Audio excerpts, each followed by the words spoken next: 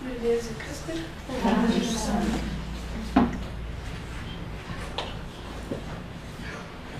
Pasiklausykite šventosios Evangelijos pagal Morkų. Jėzus privertė savo mokinius sėsti į valtį ir pirma jo irtis į kitą krantą prie Betsaidos, kol jis atleisė žmones. Juos atleidęs jis užkopė į kalną melstis. Kai sutemo, valtis buvo ežero viduryje, o Jėzus pats vienas ant kranto. Matydamas, kad mokiniai vargsta besirdami, nes vėjas buvo jiems priešingas, apie 4 nakties sargybą jis ateina pas juos, žengdamas ežero paviršiumi, ir buvo bepraeinas pro šalį. Šie pamatė jį, einantį ežero paviršiumi, pamanė, jog tai šmėkla, ir ėmė šaukti. Mat visi jį regėjo ir išsigando, bet jis tuojau juos prakalbino. Drąsos, tai aš, nebijokite.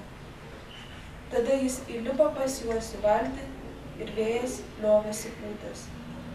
Mokiniai dar labiau stebėjosi, nes visiškai nebuvo supratę duonos stebuklo ir jų širdis tebebuvo nenuovokia. Girdėjote Viešpaties žodį. Šlovė tau, Kristau.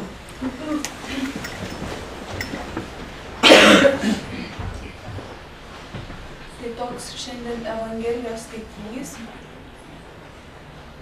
Ir matom tokį dalyką iš jo, kad apaštalai, kurie jau ilgą laiką seka Kristų, eina kartu su juo, daro jo vardu darbus, šiandien išsigąsta. Pamatė Jėzų, kuris eina vandens paviršiumi, tai aišku, jie pamato dar vieną stebuklą, jie išsigąsta ir ima šaukti. Ir aš kažkaip permąsčius šitą skaitinį pagalvoju, kad ir mes kartais tokie būnam, ir aš pati tokia būnu. Labai gerai, kai jauti, kad esi Dievo artumoje, kai jauti ramybę viduje, tai atrodo, galėtum dėl Dievo viską padaryti, skraidžiai atrodo net padebesiais ir viską gali, bet kartais iš tikrųjų būna taip, kad į tą širdį, šalia to pasitikėjimo Dievu, kartais pradeda belstys į širdį ir, sakykime, kažkokia baimė, kaltė, kas yra visiškai priešinga Jėzui, jo buvimui šalia manęs, šalia jūsų. Ir mes esam lyg tokie lyg kovos laukai. Ir kažkaip prisiminiau ir šventuosius. Pavyzdžiui, kad ir koks Ignacas Lojola, arba kokia šventoji Teresėlė. Ir atrodo, kai pažvelgi jų gyvenimo pabaigą, jie atrodo tokie šventi, atrodo, jie buvo Dievo artumoj ir jiem nieko daugiau nebereikėjo, nes atrodo, jie tiesiog buvo tobuli prieš mirtį. Bet iš tikrųjų, kai paskaitai jų pasidalinimus, kokios šventos Faustinos, pamatai, kad net iki gyvenimo pabaigos, kada jie netgi kitų žmonių buvo laikomi ir šventi, jie iš tikrųjų išgyvena didelę vidinę kovą. Ir mes visi esame tie kovos laukai, nes šalia to, kad mūsų širdis aplanko gėris, noras padėti kitiems, daryti gerus darbus, karts nuo karto pasibeldžia, kokia puikybė, baimė, kaltės jausmas, kas yra visiškai ne iš Dievo. Ir mes esame toks kovos laukas, ta mūsų širdis, ta mūsų valia tampa tokia vieta, kur mes iš tikrųjų turim galimybę pasirinkti. Ir tas pasirinkimas iš dalies ir esame mes. Ir čia toks, nežinau, gal ir liūdnas dalykas, kad niekada nebus tobula ir mes nebus taip, kad visada ištisai jausim ramybę. Ir kartais ateina laikas, kai mums reikia ieškoti tos Dievo ramybės. Ir kai mus puola baimė, nes man pačiai iš tikrųjų labai kyla klausimas, ką daryti, kai, gerai, pavyzdžiui, aš tikiu, aš meldžiuosi, aš stengiuosi artėti link Dievo, turėti su juo artimą santykį, bet ką daryti, kai vis dėlto širdį, pavyzdžiui, aplanko tą baimę. Ir netgi kartais galbūt pamačius Dievo stebuklą, paima ir aplanko baimę. Ką man daryti? Tai remiantis savo patirtim, kuri yra ir kitų žmonių patirtis, tai ar mano sprendimas tokioje situacijoje, jeigu aš turbūt sėdėčiau toj valty ir pradėčiau gal net šaukti, tai po to pirmas dalykas, ką aš rinkčiausi daryti, tai pradėčiau melstis ir sakyti, Dieve, aš nesuprantu, kas čia vyksta, aš bijau, bet aš nenoriu bijoti. Ir atiduodu tau visą šitą baimę. Arba jeigu aš kalta jaučiuosi dėl kažko, nes irgi kaltė, pavyzdžiui, nėra iš Dievo. Dieve, atiduodu tau šitą kaltę, arba atiduodu tau šitą pyktį, arba atiduodu tau savo šitą puikybę, perkeisk, nes aš pati nepajėgiu. Ir nežinau, galiu paliudyti, kad iš tikrųjų tai, kai šaukiesi Dievo, jisai iš tikrųjų taip staigiai ta ramybė širdį ir pasitikėjimo užlieja ir ta šviesa. Tai linkiu ir jums ir savo tos išminties, kad mes toj kovoje iš tikrųjų žinotume, ko šauktis ir šauktumėmės Dievo ir atiduotume visus tos blogus dalykus, kurie kartais beldžiasi į mūsų širdį. Tai gražios dienos ir direktorė kviečiu.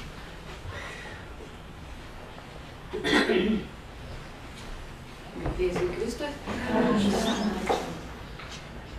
Justinai, už nuoširdų pasidalinimą savo asmeninę patirtim. Iš tikrųjų, gražiau nieko nėra, turbūt, kaip mes galim savim kažką pasakyti, o ne vien tik perskaityti, ar ne? Taigi, atliepiant šiandien būtent Evangelijos žodžius, ką jis sako, žodis tarp mūsų. Bet jis tuojau juos prakalbino drąsos. Tai aš, nebijokite.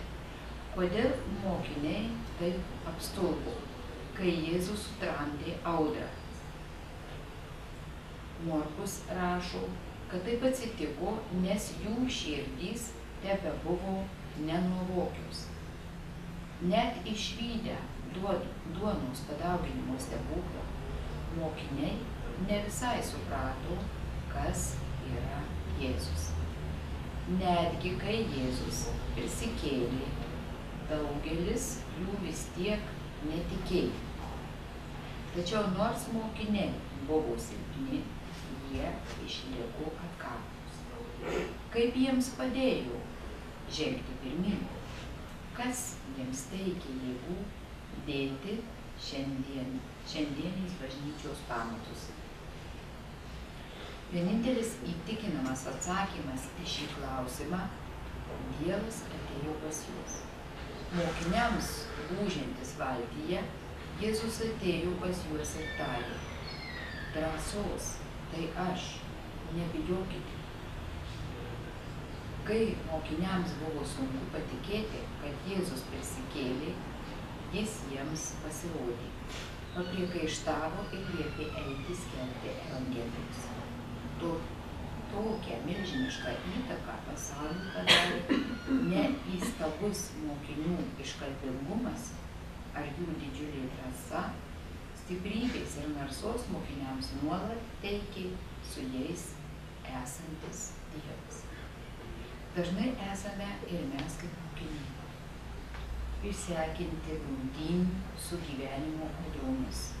Užklupus audromams, manome, juos įveiksintys skirdami daugiau laiko ir dėdami didesnes pastangas tai padėčiai pakeisti. Bet tada suvokiame, kad ne kariuomenės dydis apsaugo karius, negaliūnai neįsigelbsti didelę jėgą.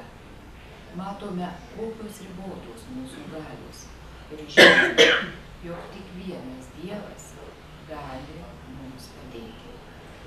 Nors jo ir neregite, žinokite, kad Jėzus viską pastebi visų mūsų gyvenimų. Jis mus stebi. Kaip stebėjo apaštalus nuo kranto, pasirengęs ateiti į pagalbą, palyginti su apaštalais, Jėzus yra netgi arčiau mūsų. Per šventąją dvasią Jėzus jau yra mumyse. Jis trokšta suteikti mums stiprybės, dvasios ir kūno sveikatos, ramybės ir kitų mums reikalingų dovanų. Mes jo vaikai. Ir mes kiekvienas jo vaikas. Todėl prašykime į pagalbos. Nurimę savo širdyje, išgirskime jį sakant: drąsos. Tai aš, nebijokite. Viešpatie Jėzau, padėk man įgauti drąsos. Negaliu to padaryti vienas. Atsiųsk man savo dvasią, kad galėčiau vaikščioti tavo tiesoje, meilėje ir stiprybėje. Jėzau, pasitikiu tavimi. Taigi ačiū, kad klausėte. Aš manau, iš to liūdimų persako Justina. Kitais žodžiais galbūt surašyti tie patys dalykai. Ir arba mes girdime, arba mes negirdime.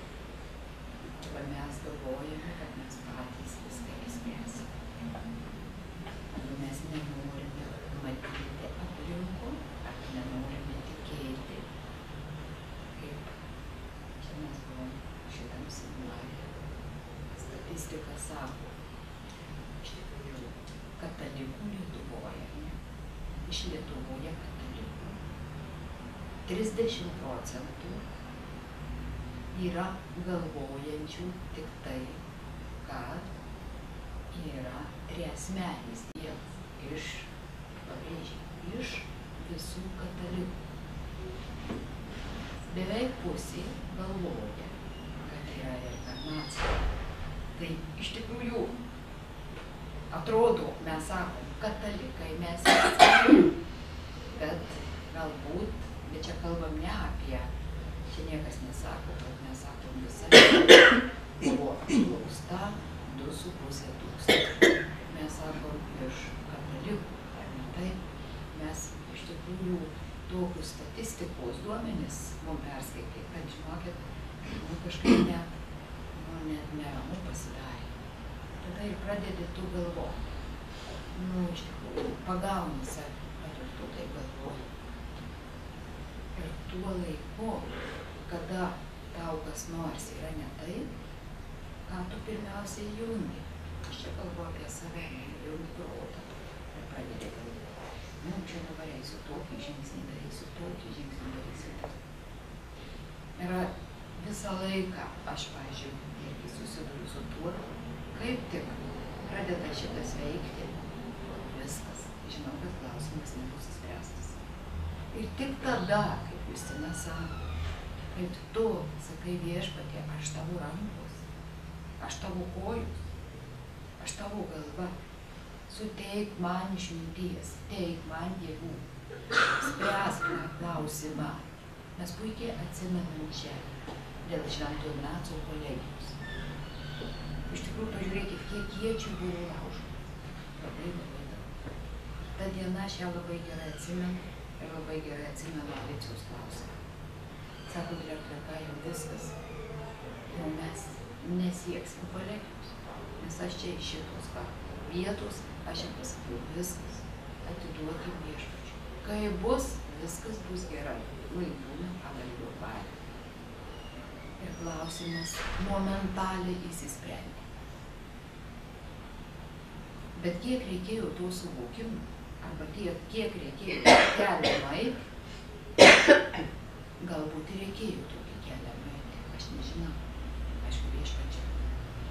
Bet matyt, ateina tas, kai tu paleidi, bet paleidi neformaliai. Ai, gerai, aš atidaviau Dievui, bet aš mintyse, mano mintys vis tiek prikabintos. Bet kai aš paleidžiu, sugebu tą paleisti, klausimai sprendžia ne vienas klausimas, jų daug. Ir jūs suprantat, globalūs klausimai, kuriuos reikia spręsti, ne savo tik asmeniniam gyvenimui, bet reikia juos priimti su visa atsakomybė už daug žmonių, už mūsų bendruomenę. Ir tik tada, kada sugebi pasakyti ir tikrai atskirti šitos dalykus ir atsikabinti save ir suvokti, kad tu čia nieko nepadarai, kaip Justina sako, tos puikybės, tų dalykų nebelieka, tada klausimas išsisprendžia. Iš tikrųjų, melskime šiandien Viešpatį, prašydami išminties mums visiems, mums, mūsų bendruomenės žmonėms, mūsų šeimos nariams, mūsų valstybių vadovams, mūsų Seimo nariams, mūsų ministerijos vadovams. Prašydami šventosios dvasios atsiuntimų, tos properšėlės, kad galėtų prasiveržti į mūsų širdis, pripildytų jas ir kad mūsų tie sprendimai bet kuriuo klausimu būtų pagal Dievo valią. Dievas nei vienu kartu, nei vienam žmogui nelinkėjo blogo. Kur mes beskaitytume, ką mes bežiūrėtume, kiek mes bestudijuotume. Senąjį testamentą, jeigu mes žiūrim, tai ten buvo ėjimas į tą, iki Jėzaus atėjimo. Taip, ten buvo daug, akis už akį, taip, dantis už dantį. Po to mes matom duotą laisvę žmogui. Taip, duota, visiška laisvė. Rinktis. Ir kas dar duota? Duota įrankis, duota šventoji dvasia, kuri nusileido ant Jėzaus ir kuri krikšto metu mes ją gauname. Tai kitą kartą aiškindami mes abejojame. Na, kai sugręš žmogus, ir aš noriu pasakyti, aplinka turi didelį dalyką. Mes tiesiog turėjom tokį pokalbį su kunigu Šulcu, čia minėjau. Jo požiūriu, tas žmogus, kai suauga, tai jis tada tik tai tada gali priimti krikštą. Bet pagalvokime, kiek metų Šulcas yra aplinkoje kokio, jis yra Ruandos aplinkoje, kur visiškai kita kultūra, kiti dalykai ir galbūt visiškai kiti klausimai sprendžiami. Ir galbūt nėra tos galimybės būtent tą atlikti. Tada pas jį kas formuojasi, pas jį formuojasi kitaip. O mes turim čia dirbti, mes turim šitą laisvę, mes turim Marijos žemę, mes turim šitą galimybę, mes turim šitą koplyčią, mes turim institucijai duotą teisę. Ateina mokinys, jis nepakrikštytas.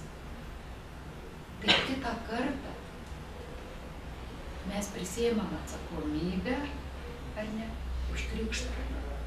O kas yra krikštas? Tai sakom, šventosios dvasios gavimas. Gavimas tam krikštu, ką mes duodam. Tai mes suteikiam galimybę turėti meilę širdyje. Arba nesuteikiam. Bet aišku, šitų dalykų iš tikrųjų mes pradedam labai sudėtingai aiškinti. Mes duodam skaityti knygas, mes duodam daug mokintis visko, o esminių dalykų jisai sužino maždaug po 10 metų. Aš galvoju apie save. Pažiūrėkit, man reikėjo, aš nežinau, 50 metų, kad aš tą bandyčiau bent suvokti. Nežinau, Dievu, ačiū Dievui, kad aš džiaugiuosi, kad, pavyzdžiui, šiandien pas mus yra tokie žmonės, jauni, Justina, Milda, visi čia jauni, kurie sėdi, ne? Kurie iš tikrųjų jau dabar tą dovaną mes turėjom ją. Aš nesuvokiau, kad aš ją turiu. Ir mes galim savo mokiniam perduoti, evangelizuoti. Argi mums sunku tą pasakyti? Argi mums sunku išgirsti? Argi mums sunku pasidalinti pačią brangiausią dovaną, kuri pas mus yra? Ir melskime šiandien to supratimo. Prašykime Viešpaties, kad mes galėtume ne tik patys naudotis, bet ir šalia kitam atiduoti, dovanoti, pripildyti. Linkėjimai didžiausi nuo Paparčio vienuolių. Vakar su jomis teko praleisti bent 3 valandų. Iš tikrųjų, labai džiaugiuosi, kad laiks nuo laiko ne vien tik tai, kaip pasakyti, sako, galima, aš žinau, kad nereiškiasi taip, bet kai tu fizinė prasme mes vis norim pačiupinėti, tu pamatai tais akis. Tu pajauti tą, stovim prie stalo, kabo Marijos paveikslas ir jos prašo. Viešpatie, atsiųsk į šitą bendruomenę, siūsk kiekvienam tam žmogui. Ir su tokia stiprybė, su tokia jėga, patikėkit, aš jaučiu per mane eina visos rolės. Tai ko mums daugiau reikia? Kai mes visi, už mus kiekvieną, kas kad aš čia būčiau vakar 3 žmonės priėmus. Tais 3 valandas, čia būčiau kažkokiais reikalais susėjimus. Patikėkit, buvo daug daugiau naudos. Daug daugiau meilės, šventai tikiu nusileido mūsų visų širdis. Malda buvo už tai, kaip mes šiandien dirbsime, kaip mes šiandien, kad viešpats siųstų išmintį, pristatyti tuos modelius, pasirengti tą turinį, kad jis tikrai būtų ne tai mūsų ribotais proteliais sukaltas ir nebūtų atliepiantis man tiek reik valandų, bet kad jis tikrai būtų skirtas mokiniam, jų ugdymui. Nes pagrindinis dalykas, kas? Auginti žmonės, čia yra mūsų pagrindinis tikslas. Tai buvo malda ir prašymas vakar, būtent už tai.